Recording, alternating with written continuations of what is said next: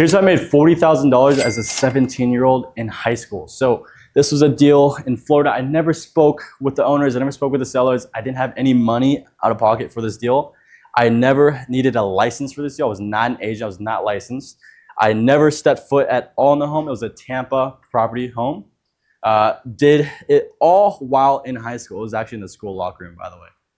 So here's how the deal begins. Lisa, an agent in Tampa, knows I'm an investor there.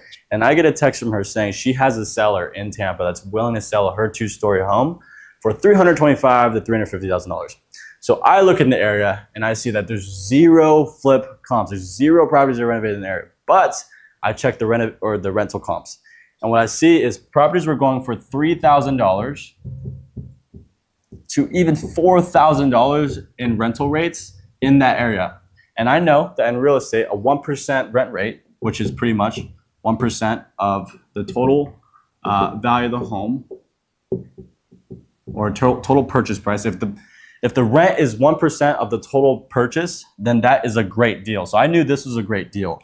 So what I did was I knew this property wasn't going to be for the regular fix and flipper. So what I did was I told her, what would you take for a cash offer off market? And she said $325,000. Okay, remember this number, $325,000.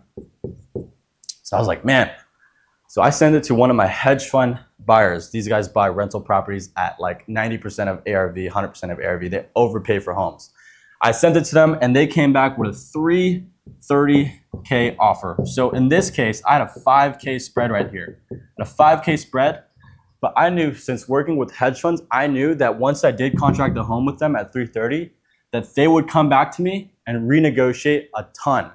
So I kept this in my mind because I knew I had bad experiences in the past with these type of investors. So they do pay the most. They can be a huge pain in the ass. So I went back to Lisa and I was about to get on a conversation with her, but in my CR, in my little notepad, I wrote down this specific number. And there's a reason behind this. I did 321,924.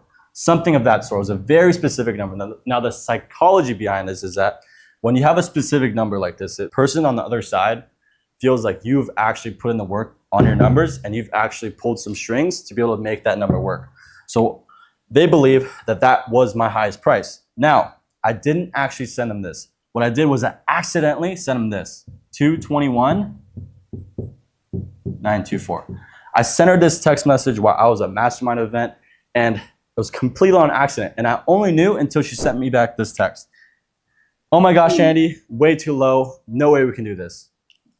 Then 20 minutes later, she texts this. This is the game changer right here.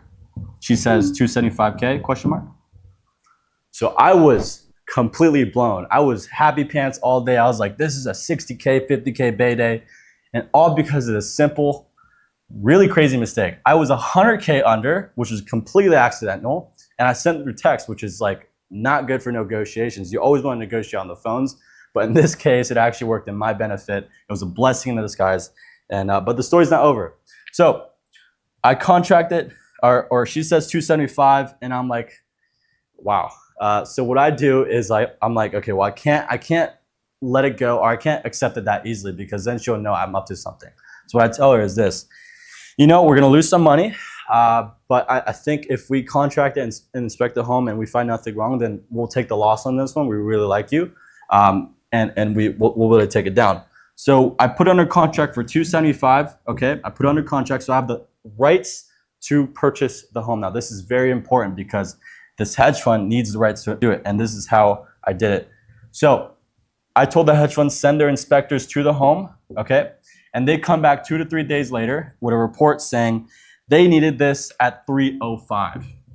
So as I said before, they did almost a $25,000 reduction, which I knew was gonna happen. I didn't know it was gonna be that crazy, but good thing I did renegotiate because now I have room between this number and this number. So now that's a 30K bay day.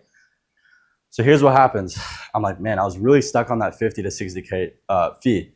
So I went back to the agent and it was the last day of inspection, which means it was like the last day to inspect the home before you actually have to buy it. So what I did was on the last day, I send the agent this email and it says, I actually need this after seeing the house. There was this roof, the roof was on, there was actually something wrong with the house. and that was not disclosed. So what I did was I told her in the email, I was like, I need this at 260 to 500. Again, with 4 sig figs, I went in with this offer and she was like, man, Andy, I'm gonna try to make that work. And then she called the sellers and then she called me back 10 minutes later saying, okay, we'll do it for 265. I was like, boom, money. So we lock it up, 265, and I assign it to the hedge fund for 305. So I make a $40,000 assignment fee without ever stepping foot in the home, without putting any money down for this home. I was not an agent. I was a high schooler in school locker rooms. This was actually one of the hedge funds I called in a school locker room while people were like showering, and I had my food on the benches, and it was really crazy stuff, but I had to get it. And this is what happens when you fucking push it. This was the 40K deal, and this is how it worked. If you liked these crazy, outrageous stories, I think you'll really like the crazy, outrageous tips and advice I have for you. So if you like and subscribe and put notifications bell on right here down below, I'll give you some more advice. I'll see you there.